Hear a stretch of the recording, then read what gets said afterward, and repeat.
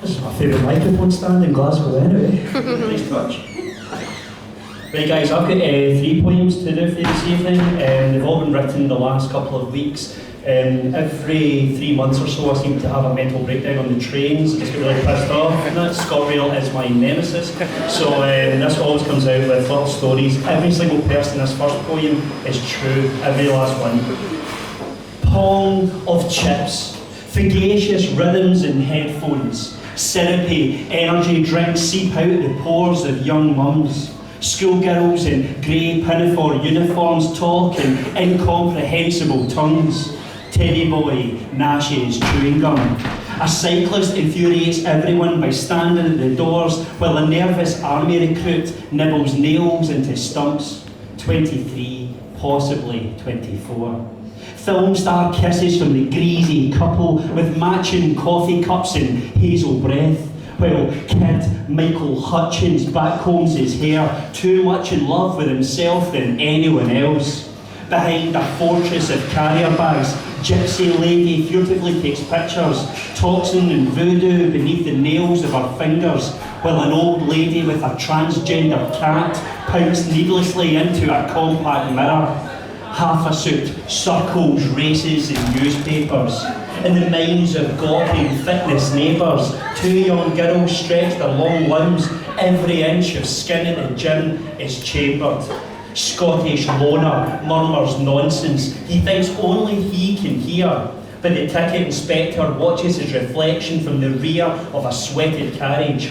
His own failed marriage has her name tattooed on his neck's protruding veins. My stop reels into view and acrobatically trapeze into exit. A fresh breeze is gratefully accepted.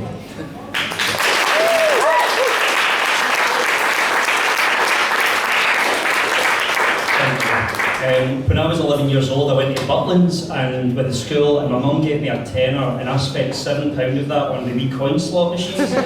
So ever since then, I've never trusted myself with gambling, and apart from my work syndicate, and we actually got every single number in the lottery bar one. It wasn't just one ball, it was one number. So instead of getting 82 grand each, we get 82 quid each. So yeah, this is about gambling. This is called stakes. Gambling has been a problem ever since you won your first Grand National on a mechanical horse with a coin slot arsehole. It is easy to see when you turn to the bottle. In your teens, buses of screaming wains emptied out of the pantomimes held inside the Kings. Families singing their Cinderella songs formed rucks against cutting winds, oblivious that you hummed along, alone. Part-time jobs brought online poker funds. Around 1991, I read that you lost thousands and began running errands on behalf of local crime gangs. The guns stashed in your home triggered an anxiety attack, guilt pangs about what is right and what is wrong. A judge certainly didn't loiter for your swan song. Upon release, after a decade had passed, you studied the last of the vampires and bonfires disperse, replaced by strings of fairy lights connecting Blackfriars to the universe. And yourself. I can't talk, I can. Sorry. Peering through the filthy pain of a rest house where debts metaphorically carpeted the floor, you lifted the phone to call the GP, and life instantly began to feel richer than ever before.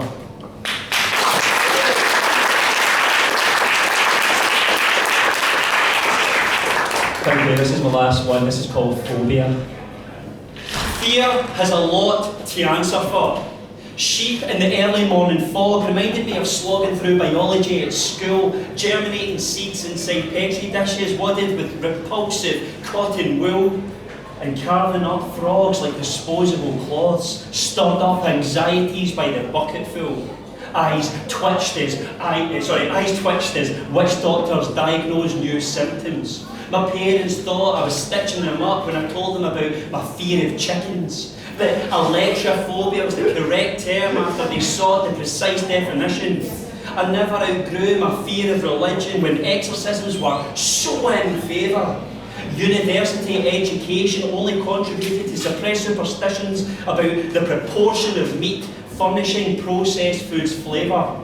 Fortunately, I never suffered a fear of spiders or tigers or snakes or Siamese twins or worms or clowns or mice or shark fins. But when genophobia and geniophobia are pulled back to the skin, they reveal my fear for knees and chins. Well, I drank Jaeger bombs in an attempt to overcome, but my stomach was an accordion overloaded with caffeine and carbon. Natural herbal treatments did nothing for social anxiety in the gyms, the pubs, the clubs. I was certifiably unable to handle society, never mind the recreational drugs. Fear has a lot to answer for. Remember all this when my coffin is exhumed, and it will be, for I'm a certain contender to be buried alive.